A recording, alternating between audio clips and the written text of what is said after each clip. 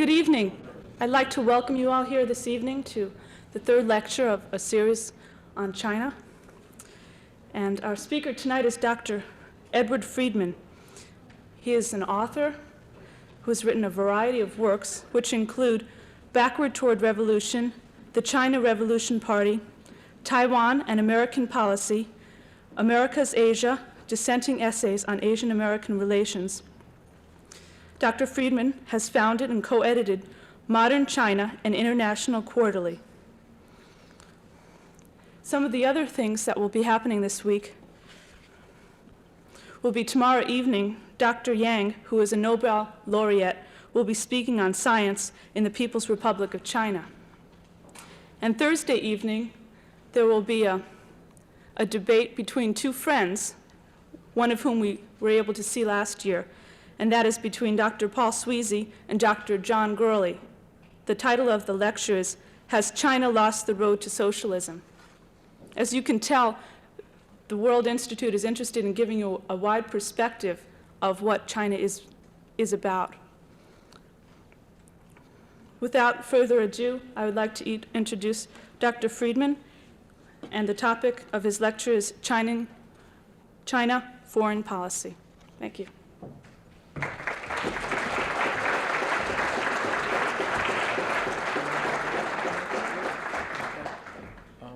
Can I just ask one favor, please? Could the group of people over there please come join us over here? Otherwise, I feel that I'm sort of on the outside looking in.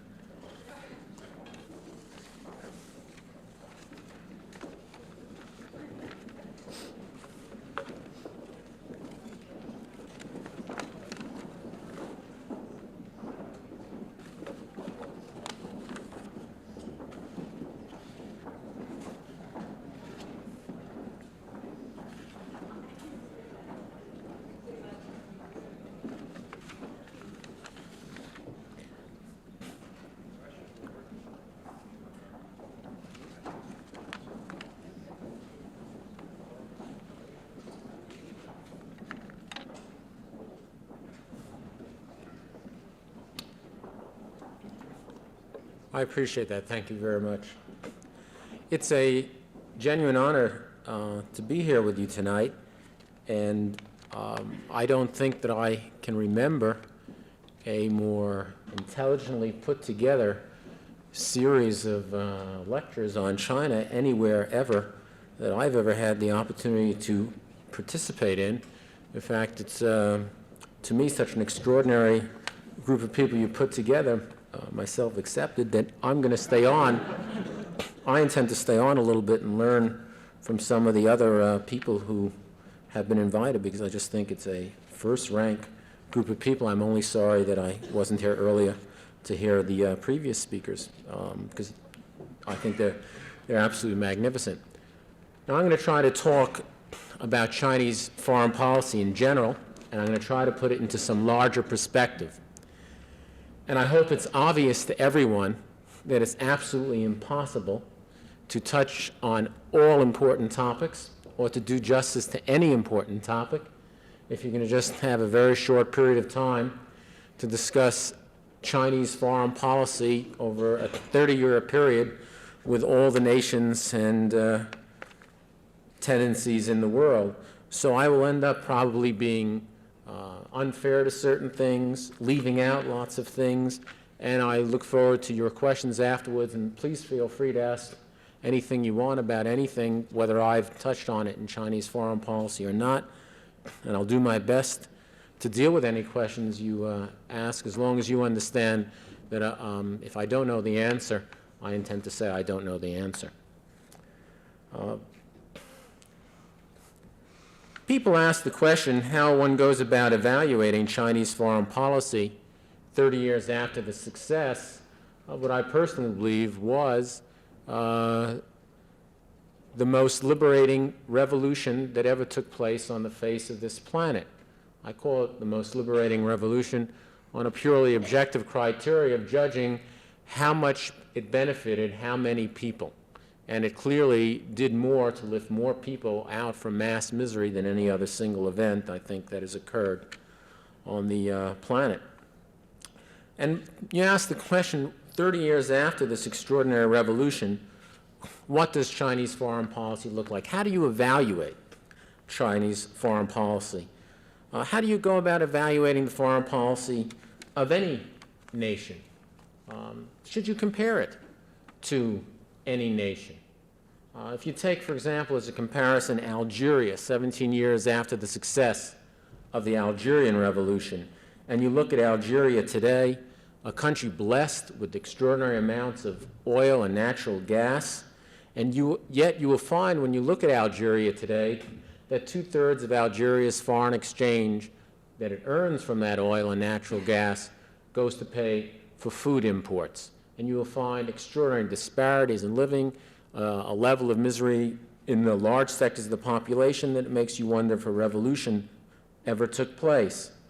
Or if you look at a third world country which tried to build itself by a different route, a very different route, take Brazil, some 15 years or so after a military coup, and a tremendous commitment to earn foreign exchange through an export drive which would then be used to change living conditions in Brazil.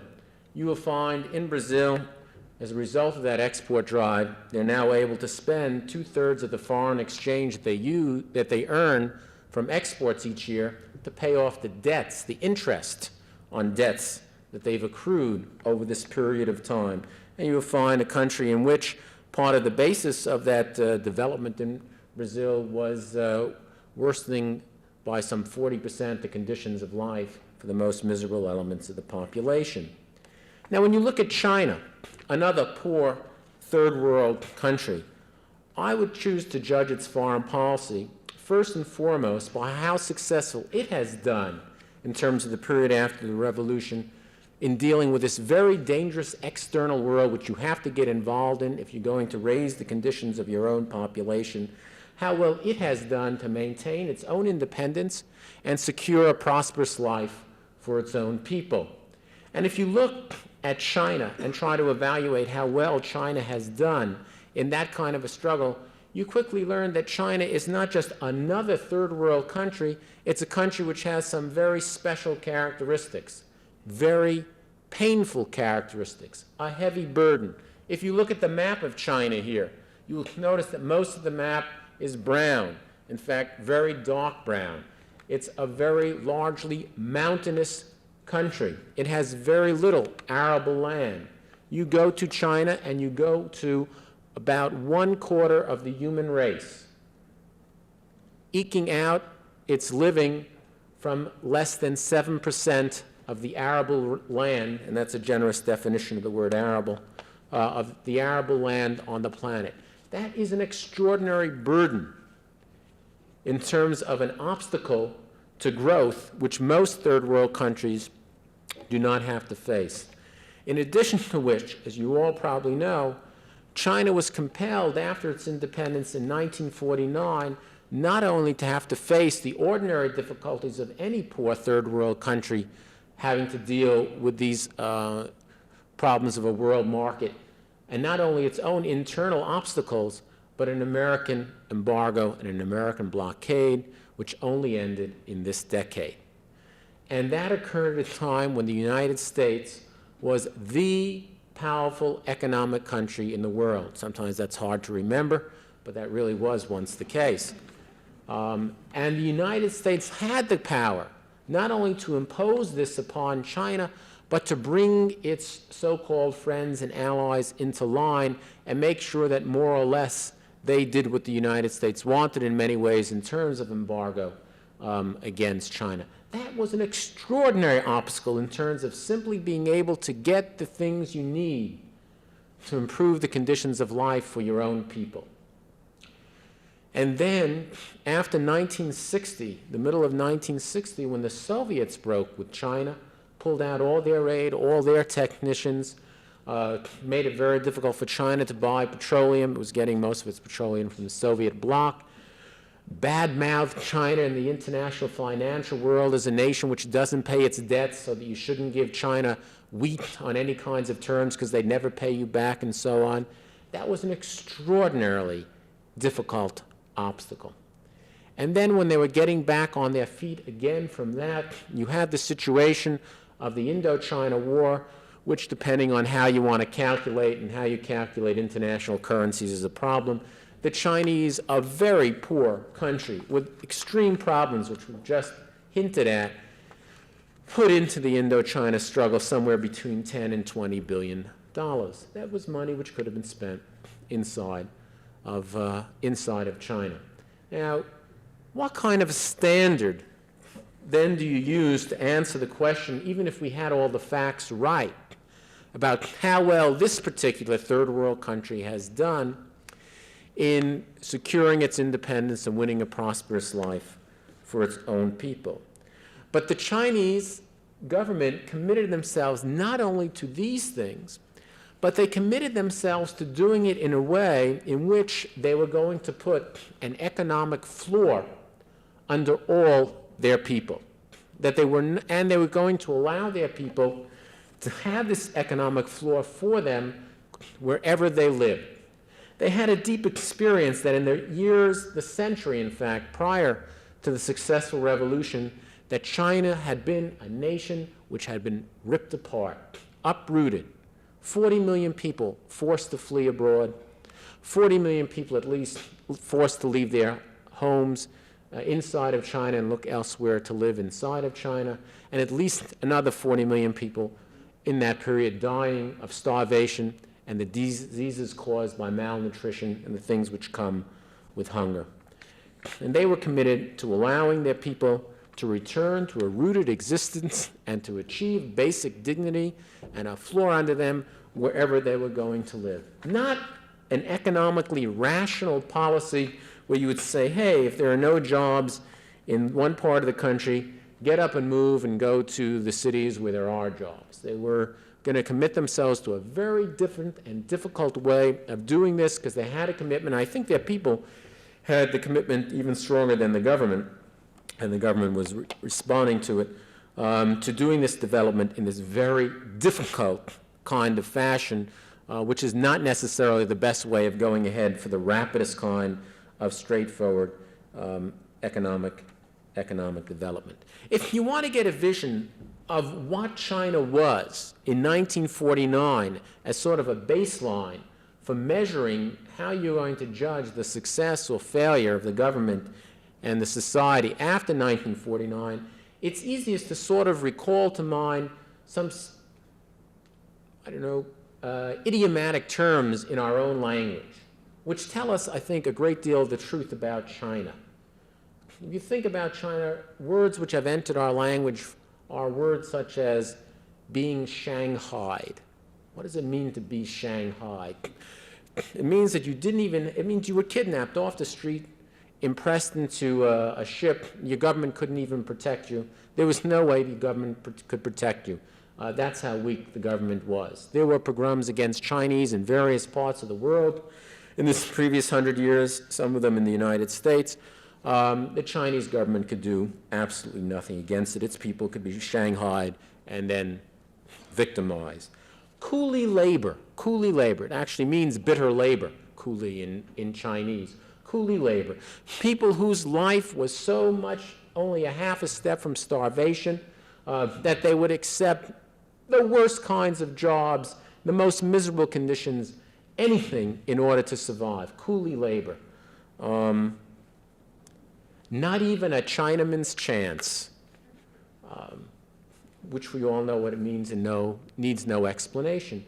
Those kinds of phrases, part of our language, part of our lore, it seems to me, give us a feeling for really how low this society had fallen when the revolution took power. When they looked around, the new leaders of China, even before they became the leaders of this new China, they tried to ask themselves, what were the causes of this debacle for their nation, for their people? What would they do after they won power to prevent these things from ever happening again? And as Han Suyin pointed out, as they analyzed it, the origins of the problem go back to the Opium War.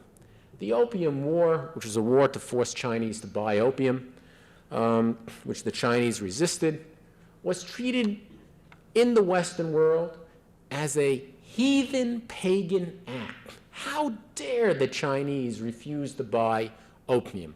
Commerce is civilization. It's the voice of God in progress. The Chinese were churlish pagans. By the way, I'm quoting from President John Quincy Adams, if you care. The Chinese were churlish pagans for refusing to enter into that commerce, for refusing to purchase opium. You should talk to American congressmen, think what they think about drug sales to the United States in contrast these days. But that's the view of the Chinese. They were compelled, and a war was launched against them to force them to buy this. This is how they came to the conclusion eventually that they lived in a robber's world, that what was called civilization was really a world run by a bunch of crooks. And that even if China wanted, by the way, those are all their actual terms. This phrase of one of the founders of the Chinese Communist Party, Li Dajiao. Excuse me if, as I go through it, I don't give you all the footnotes, but I'm not inventing the language. It was a robber's world. And even if China won its independence, that wouldn't in itself change the robber's world. Only activity at a global level, a world level, would change the robber's world. China, for the sake of its own people, and because it knew what misery was, and it knew what suffering and starvation were, and it was committed to ending the causes which created that, was committed not just to its own revolution, but to secure the fruits of its revolution. It had a global vision, which entered into its definition of its foreign policy. It had to change the robber's world. This gave it a view, by the way, that the revolutions that mattered were the revolutions first and foremost against the robber's world, which was the world of imperialism. And you had to struggle first against that a revolution in their terms was first a good revolution if it was going to weaken the forces of imperialism. And they wanted to be on the side of all peoples as much as they could with their weak economy and so on, and their other priorities that they had to take care of at home, on the side of anti-imperialism. And their view was that that was one of the first definitions of how one should understand the revolution. This is Mao Zedong, who becomes eventually the leader of the revolution. In a speech he made in a town in southeastern China called Hailufeng in, I think, 1926. He said, 25.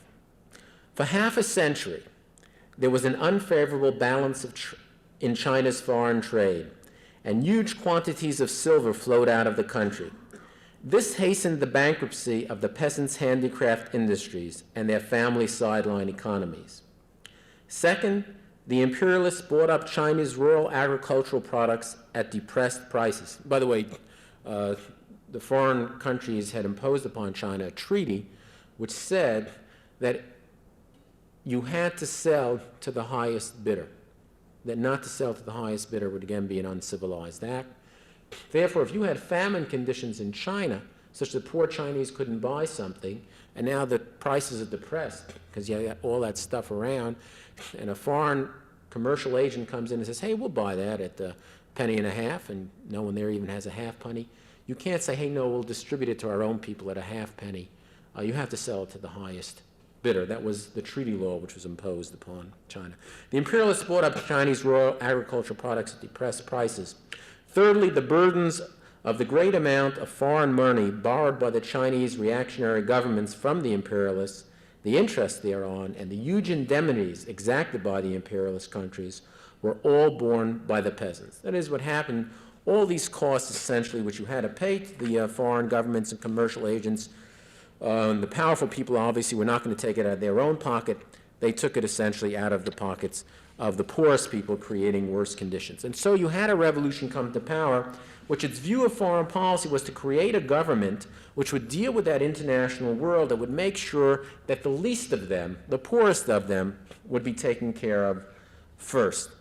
They also came to the conclusion, this is most interesting, that there was indeed a world market. and you couldn't survive on your own. And you would best prosper if you can find mutually beneficial ways of entering into trade. They discovered that, I think, for at least two reasons. One was in the revolutionary days when they tried to end commerce in the countryside, saying that commerce was capitalistic and therefore exploitative. What they found was that suddenly all sorts of products didn't get produced and didn't appear, and the actual standards of living of people went down. And so they actually took on the policies in the revolutionary days of protecting the market but imposing fair prices. Second thing they found out in the countryside is the way the enemy tried to destroy them was by blockading and embargoing them. That you needed things that you didn't have in your own area to survive and to prosper. That no nation or group had all the things it needs. That you have to enter into trade to get what you wanted. And the point was to find some ways of creating mutually beneficial trade relations, to having enough independence that you could secure decent terms for your trade. This is an overture that Mao Zedong made to the United States government on the eve of power, just to give you a feeling for what this view looks like. China's greatest post-war need is economic development. She lacks the capitalistic foundation necessary to carry this out alone. Her own living standards are so low that they cannot be further depressed to provide the needed capital. America and China complement each other economically. They will not compete. China does not have the requirements of a heavy industry of major size. She cannot hope to meet the U.S. in its highly specialized manufacturers. America needs an export market for her heavy industry and these specialized manufacturers. She also needs an outlet for capital investment. China needs to build up light industries to supply her own market and raise the living standards of her own people. Eventually, she can supply these goods to other countries in the Far East. To help pay for this foreign trade and investment, she has raw materials. America is not only the most suitable country to assist this economic development of China, she is also the only country fully able to participate. For all these reasons, there must not and cannot be any conflict, estrangement, or misunderstanding between the Chinese people and America. Neither the farmer nor the Chinese people as a whole are ready for socialism. They will not be ready for a long time to come. It will be necessary to go through a long period of private enterprise, democratically regulated. To talk of immediate socialism is counter-revolutionary because it is impractical, and attempts to carry it out would be self-defeating. What actually occurred instead was the United States embargoed China, blockaded China, forced China to rely essentially upon its own resources or to become dependent upon the Soviet Union, and China was forced on a very different road. And rather than see anything about what the United States as the dominant economic power had to do with pushing these sort of difficult choices upon the Chinese, we created a different image of the Chinese, which sort of legitimated American intervention in Asia. It especially comes after the Korean War, but the truth is it was there before the Korean War. It's a vision of China as a combination of red menace and yellow peril, what I like to call the orange threat. I don't know if you can see the cartoon, but it's this huge sumo wrestler. You'll have to forget that sumo is a Japanese form. It's this huge sumo wrestler in a little boxing ring. You'll have to forget that sumo was not done in boxing rings. But anyway, this huge sumo wrestler in this boxing rink, and on the huge sumo wrestler, it's China, and it says Asian hordes. And then there's this sweet little guy down here, and it says US. That's us, cringing before the Asian hordes. And that became the vision, essentially, of China. It was an especially monstrous nation. It was enemy number one. It was barbaric. It was crude. It was uncivilized. To say anything semi-rational about China was impossible in that kind of an atmosphere. The outsider's perception of China, the American perception of China at that time, I would suggest, had close to virtually nothing to do with reality. Close to virtually nothing to do with reality. It was essentially a rationalization of American foreign policy, which in that period and for another decade and a half to come was going to be in Asia a very military interventionist foreign policy. And obviously, all countries in the world are defensive. Therefore, if the United States was going to be intervening, it must be because there's some dangerous aggressor out there, and the dangerous aggressor was thought to be the Chinese, an absolutely primitive army. Well, I mean, the only way that the Chinese could have gotten here with a bomb would have been swimming across the Pacific Ocean with it strapped to their backs. But that was the image which dominated American thinking, China as this irrational, monstrous, barbaric nation. Now, the sad thing to discover as we go through this is that I would suggest to you that our present image of China is no more accurate than the one back there in the 1950s. That we still create our images of China and Chinese foreign policy to suit American dominant purposes in the world. In fact, it forces one to have to be skeptical about so many things that sometimes one doesn't know if there are any facts at all that one is allowed to rely on. Let me just give you the most recent instance of this, which is in the process of surfacing. I don't know if you are aware of it, but for a long time, the U.S. Central Intelligence Agency has been telling us that the Soviet Union has a very small proven oil potential, and that very soon it would have to indeed start purchasing petroleum. Now, what really they were saying, I would suggest to you, was that the Soviet Union has a major political interest in the Middle East, and therefore you better let us, the CIA, get involved there, because pretty soon it's going to become a Cold War conflict place with the Soviet Union. Now, American interests are changing. There is a redefinition that the major enemy is what's happening to the dollar, oil prices, OPEC, and so on. So it is now being discovered, would you believe it, that the Soviets turn out to have an extraordinary amount of untapped petroleum, and they are going to be exporting it for a long time to come, so that the reality of the situation is that OPEC better come to some cooperative deals with the United States, because otherwise they're going to find that they have to deal with the Soviets or with a glut, and better that they should come to terms with us. By the way, I have no idea what the real numbers are, which is the problem, that you really have these dominant interests defining reality in such a way that you almost don't even know what the reality of the situation is. Now, the reality of the situation for China in the 1950s was increasing dependence upon the Soviet Union. And the Chinese government did not like the consequences of that increasing economic dependence upon the Soviet Union. They sought alternatives to that economic dependence. They sought them first by reaching out to the third world, the most symbolic moment of which is the famous Bandung Conference in Indonesia. So I mentioned very much part of China's identification of itself with the cause of third world nations. They got involved with the cause of the Algerian Revolution, which the Russians refused to touch. The Russians at that time, acting on a big power concern, worried about NATO becoming dominated by a revanchist Nazi Germany, wanted a strong France to balance this revanchist Nazi Germany to be, and therefore didn't want to do anything to weaken France, and therefore did not back the revolutionary side in Algeria. At the same time, the Chinese began to reach out to other elements of the world market, to Japan and Western Europe, and also to the United States. By the late 1950s, the Chinese government became persuaded that the United States no longer was dominating the capitalist world.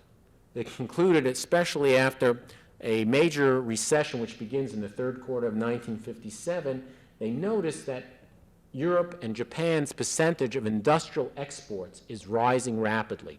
And they come to the conclusion that the United States, as a rational economic power, merely acting in its own interest, therefore will have to drop these wasteful and expensive efforts against China, who have no antagonistic relations with the United States, basically, except the problem in Taiwan, and get on with serious problems, which is the conflict with Western Europe and Japan.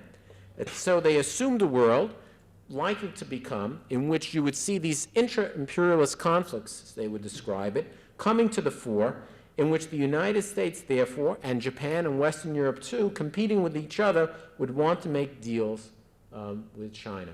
In fact, part of their understanding of what was making for détente in the late 50s between the United States and the Soviet Union was precisely this view that the United States was concluding that it couldn't afford this Cold War anymore, this militarized Cold War. It had to get on to more serious bases. And the Chinese did not believe, interestingly enough, contrary to a lot of dogmatic Marxists at the time, they did not believe that the United States would find salvation by going and exploiting poor third world countries. There was not enough money to be made there. That was not where American investment was going. The game was in the advanced capitalist countries. And the Chinese thought, therefore, based on these growing strains with the United States losing its dominant position, that you would get all sorts of rearrangements in the so-called free world, and there'd be a lot more room for maneuver for the Chinese. And they therefore made overtures to all these parties. By the early 60s, really the only government which fully responded was France under de Gaulle. And this leads to the vision in the United States that de Gaulle is worse than the communists. You know, in Lyndon Johnson's view of the world, Ho Chi Minh was an agent of Charles de Gaulle to defeat American policy in the world. Which, by the way, whatever its humorous aspect, is also an interesting statement that the Chinese were not totally wrong in a description that the American view first came out of its perception of its conflict with its own allies. But what occurs here in this situation for the Chinese is they make all these overtures. They want to break out from this dependence on the Soviets, and the Soviets punish them for it. The Chinese decide they don't want to go down the Soviet road. They do not want to end up like a gray kind of bureaucratic state. They would like to have a much more vital kind of society, much more egalitarian kind of society. The Soviets say to them, no, if you want aid from us, you can't do what you're doing now. You can't change your investment patterns to put more into light industry and agriculture. We know that that will just destroy your country. You have to do your investment patterns the way we do. If you insist on doing it your way, which is anti-socialist, as we know from our experience in the Soviet Union, well, there's no point in our giving you aid, and there's no point in our sending technicians. You're just wasting our valuable money, or we can spend it better elsewhere, essentially threatening the Chinese with the consequences of going down their own route. In that kind of a situation, the Chinese fell ever further back on their own resources, launching what is known as the Great Leap Forward, a very heroic, but I would suggest utopian effort to reach all these kinds of problems they had somehow by a bootstrap operation. It really was impossibilistic. They couldn't do it for a whole host of reasons, which there's no time to go in here. It led to a tremendous economic crisis inside of China. And its first cause was the human actors who called for the policies, but then intensified by what the Soviet Union acknowledged was one horrendous year of weather, and then by the Soviet pullout and the things we mentioned before about Soviet oil policy and financial policy towards China. So as you enter the 1960s, you find China in a deep economic depression, essentially isolated, failing in its efforts of overtures to the United States, because the United States increasingly is persuaded that what's really happening in the world, they essentially buy the Moscow line. And in many ways in this period, one would say the most conservative elements in the American government were dupes of the Soviet communists. They bought the Moscow line. The Moscow line said the most dangerous country in the world is China, that Washington and Moscow should get together and beat up on the Chinese. That, see, the Russians were worried about China for a whole host of reasons. Among others, and not unimportant, they did not like this Chinese independence. Chinese were no military threat to anybody. But it was response in terms of other Russian imperial interests was that the Russians were acting in terms of these, and they were taking on China as their enemy number one. At the same time, as you know, the next year, 64 and then 65, the United States begins its escalation and its large-scale intervention in Indochina, threatening the Chinese that the war might expand into China.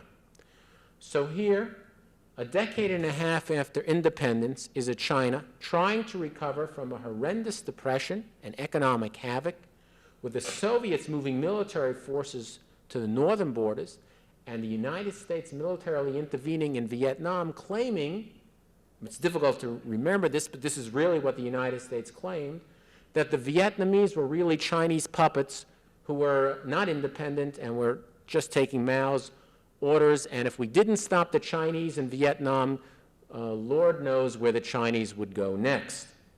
And the United States goes into Vietnam to stop this dangerous Chinese threat, which could destabilize the whole third world, because if you didn't stop the Chinese in Vietnam, then the Chinese might turn out tomorrow to be in Mexico or something. What is China going to do in this situation? It led to a tremendous crisis, a real crisis, within Chinese foreign policy making circles. How do you handle this problem of the two superpowers, both at the same time moving against you, and actually and genuinely in both camps, both in Moscow and Washington, there were very powerful people who urged a strike against China itself? What do you do in this kind of a situation? Basically, there were three positions. One position was go it alone, take on both at once. That China was the only nation which could take on both at once. It had been forced to go it alone for a long time. It would have to go it alone. Another position was that the Chinese should lean towards the Soviet Union, because the major threat was coming out of Vietnam, the major struggle was in Vietnam, and therefore you should make some kind of a tactical alliance with the Soviets on behalf of Vietnam against the United States. Mao Zedong would not permit that. Mao Zedong overruled I think the weight of the Politburo of the Chinese Communist Party, which was in favor of that policy at that time, on basically the argument that you couldn't cooperate with the Soviet Union, that they were increasingly the #1 enemy, that they were the danger to everything in the world, that they were the threat to the kind of society we were trying to build, that everything depended on understanding the Soviets really were a #1 enemy. A third policy was overtures to the United States. And the Chinese made overtures to the United States right on the eve of the American large-scale intervention and escalation in Vietnam. They made them through the French ambassador in Peking, who was asked to convey these overtures to the United States, but went back to Paris, where de Gaulle said to him, "You must be crazy. If we carry an overture, Johnson would see it as some kind of plot to undermine him. He only sees us as an enemy. There's no point of even delivering it." And as far as we can tell, this overture through Liu Shinpei, the French ambassador to China, never was delivered. I believe there were others through Indonesia, through Japan, and one went through the Canadian wheat negotiator, Minister of Agriculture, a gentleman named Alvin Hamilton, who I subsequently wrote to and asked him if he would tell me about it. Let me just read to you from Hamilton's letter. "It was in the conversations that I held with Premier Zhou Enlai of March of '64 that he said that he could not understand why the USA took so long to realize that insofar as regaining lost territories was concerned, the People's Republic of China had much greater difficulties with the USSR than with the USA. Taiwan was the only territory that belonged to China, which the USA was interfering with. By contrast, the huge areas along the border of Xinjiang, the far western province, were not only much greater in size and resources, but that the struggle there in military forces required much larger effort than in Vietnam. I, with the permission of Zhou Enlai, took this message to Senator Fulbright, who was the chair of the Senate Foreign Relations Committee then, and some members of the Foreign Relations Committee of the Senate in early January '65. The message was accompanied with an invitation from Zhou Enlai to visit China and get the statement from him directly, an invitation which you are all aware Kissinger would finally accept 6 years later. There were other matters passed along to the informal meeting of the Senate committee Read The Neutrality or Friendship of Nations on China's Borders. China always has had an interest of a neutral Southeast Asia. How the Taiwan Question Could Be Settled, etc. Now, sending the message through Senator Fulbright was probably even a little bit worse than sending the message through de Gaulle. I mean, if Johnson had a vision of the beast in the United States, it was Senator Fulbright who raised questions about Johnson's Vietnam policy. And so these Chinese overtures went nowhere. The United States gets involved in Vietnam.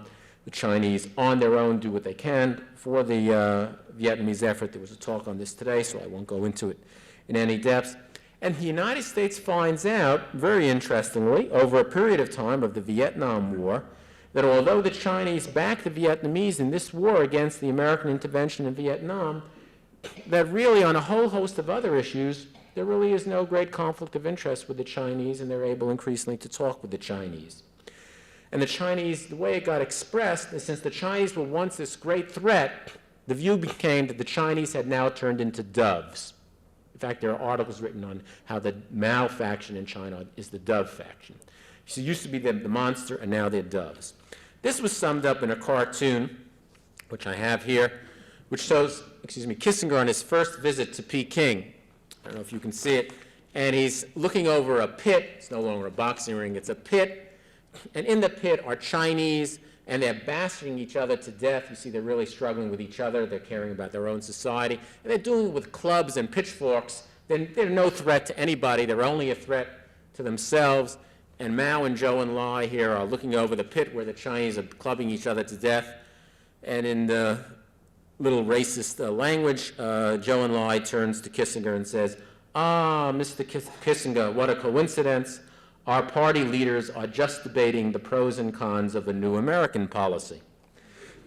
Well, again, whatever the reality of the situation, I don't think there was very much reality here at all. The point was that China was no longer a threat, and the United States could be experienced there. The United States, therefore, could experience China as a nation that one could begin to deal with. There was an important moment which occurs just before that opening to China in 1971, which comes after the Russian invasion of Czechoslovakia in '68, and I feel I must say a word about that. That was a very important act because the Soviets not only invaded Czechoslovakia, which the Chinese condemned, which Hanoi applauded, which Havana applauded, Fidel Castro saying to his ever-living discredit, freedom is only a matter of the length of your hair. The Chinese not only opposed it while these other countries applauded it, but at the same time, the Russians legitimated that intervention by saying that any time a nation left the socialist commonwealth and therefore threatened to join the camp of imperialism, the Soviets had the right, indeed it was their obligation to the liberation of the human race, to set that country right and to save it, as they had just done Czechoslovakia, from being overtaken by imperialism, to maintain its position within the socialist commonwealth. It was a direct threat to China, and the Chinese experienced it as such. And I do think it increased their worry about not only the Russians as a great threat, but also nations which threw themselves on the side of the Soviet Union at that time. In the sense that all nation states, if you have such direct military threats that you worry about, put that very high on your agenda. Mao put that very high on his agenda. And it is precisely at that time that Mao embraces and begins to embrace any anti-Soviet forces that he can find anywhere in the world, from Haile Selassie to the Greek military junta. Okay.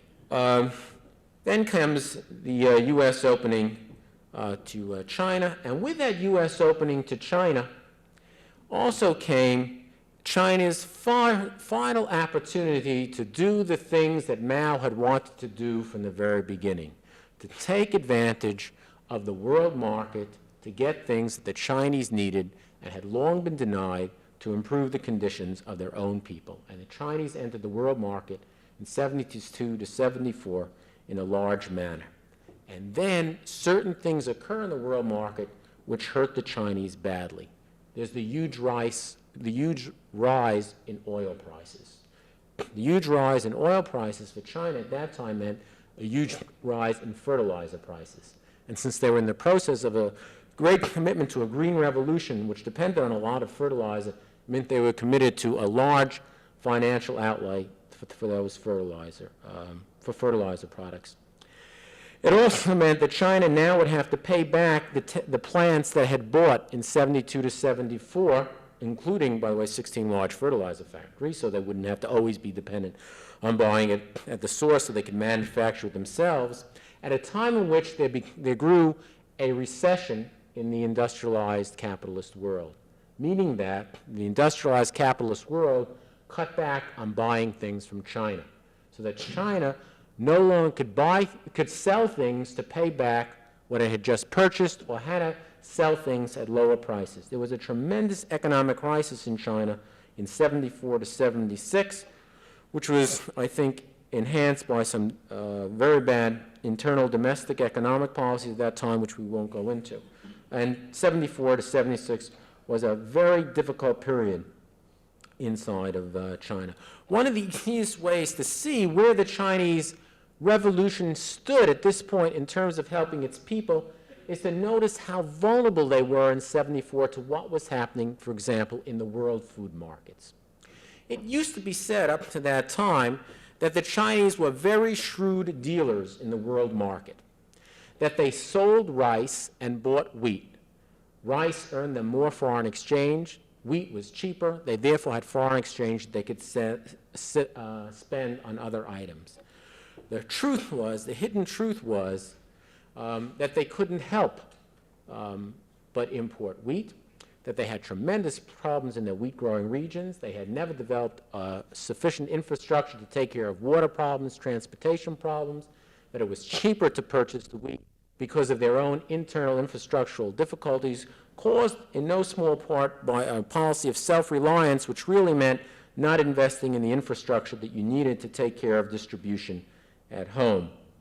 So that, as you all know, in 74, when wheat prices skyrocket after the Russian purchases, China finds itself having to buy high-price wheat instead of low-price wheat, and they can't get out of it. They are caught in a world market.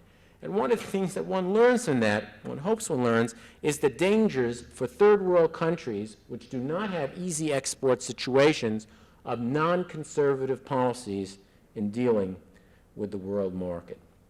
What we also saw in the period 74 to 76, contrary to lots of views which were around about China before then, was that because of this doctrine of self-reliance and this non-investment in infrastructure, there was a great deal more malnutrition and maldistribution in China.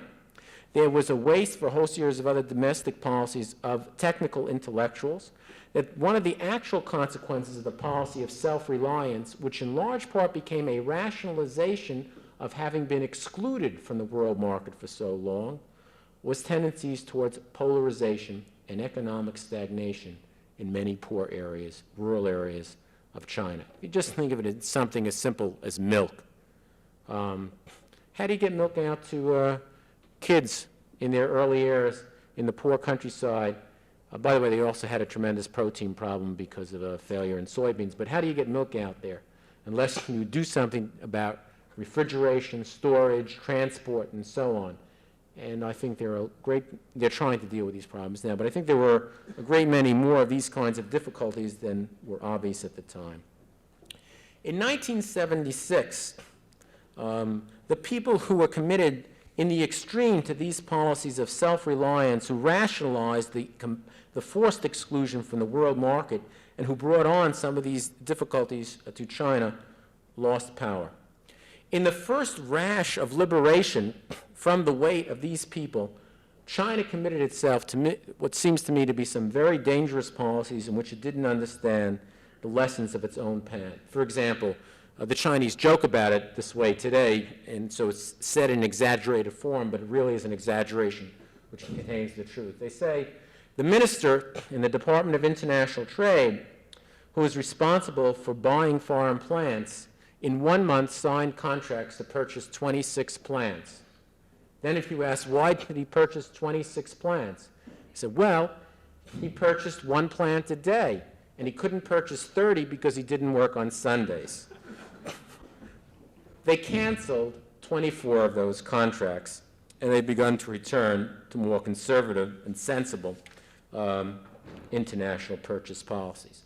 Nonetheless, the dominant image in the United States today of China is this one. It's China as a Coca-Cola cornucopia.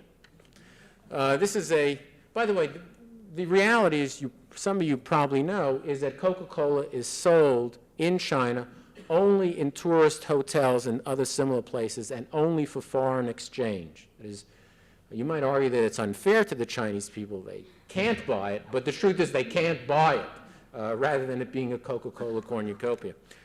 And as I say, the images have absolutely nothing to do with the realities, no more today than in the past. Anyway, this cartoon shows a political slogan going down in Peking and a sign for Coca-Cola going up. And one Chinese looking at it says to the other, another bulletin from Peking. And this time it looks like some real bad news for the hardliners. As I say, having again about as much to do with reality as any of the previous visions of China. What's interesting at the same time is that China continues its total identification with third world countries, sides with new international economic order, issues with the third world country down the line. They basically, the only fundamental change in Chinese foreign policy that has occurred has been an openness to the Soviet Union, a willingness to come to terms with Angola, India, the Soviet Union itself, European communist parties, which had previously been denounced as Soviet tools and the like. That ideological fixation, I think, of Mao's, which led to all sorts of, in my opinion, I'll say it politely, not very wise policies of the past, and not very nice policies either, are being pushed behind them as fast as they can possibly do it. The other policy is, again, not something which they wisely can do, but which is something which is imposed upon them by who they are and this particular moment in the world market. The most interesting thing that is happening is that Japan is very worried about what's happening in international finance and international economics. The dollar may collapse. The United States can no longer guarantee Japan cheap deliveries of oil. Japan has to worry, as a country which lacks raw materials, which lacks energy, of buying an insurance policy. And increasingly, the Japanese look to China as an insurance policy. The result of which is the Chinese are able to get very good terms in their deals with Japan. Not because the Chinese are the shrewdest traders in the world, they're really folk just like you and me, but because of this change in the world market situation in which a China, which happens to have the largest coal reserves in the world and untapped petroleum reserves, and a Japan interested in this insurance cushion, is willing to make all sorts of deals with the Chinese. It opens up for China, it seems to me, all sorts of possibilities of benefiting for the world market, which in previous moments, because of who the dominant forces were in the world market, were denied to China. It allows it, therefore, to begin to earn the resources, as it now wants very much to do, to carry out the redistribution, to end some of this maldistribution in the rural areas, and to raise the countryside, especially its poorest parts.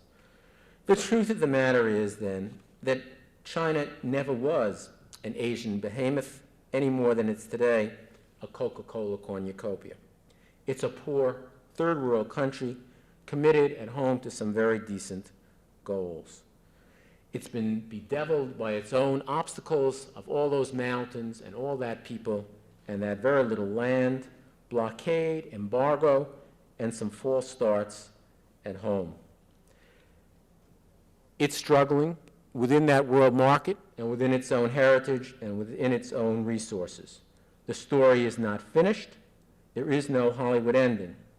All there really is a continuation of that effort, of the beginning, to try to deal with the world in a way which will win China its independence and secure for its own people prosperity and equality.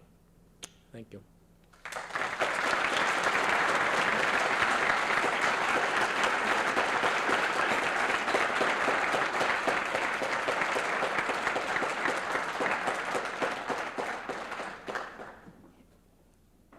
Take questions.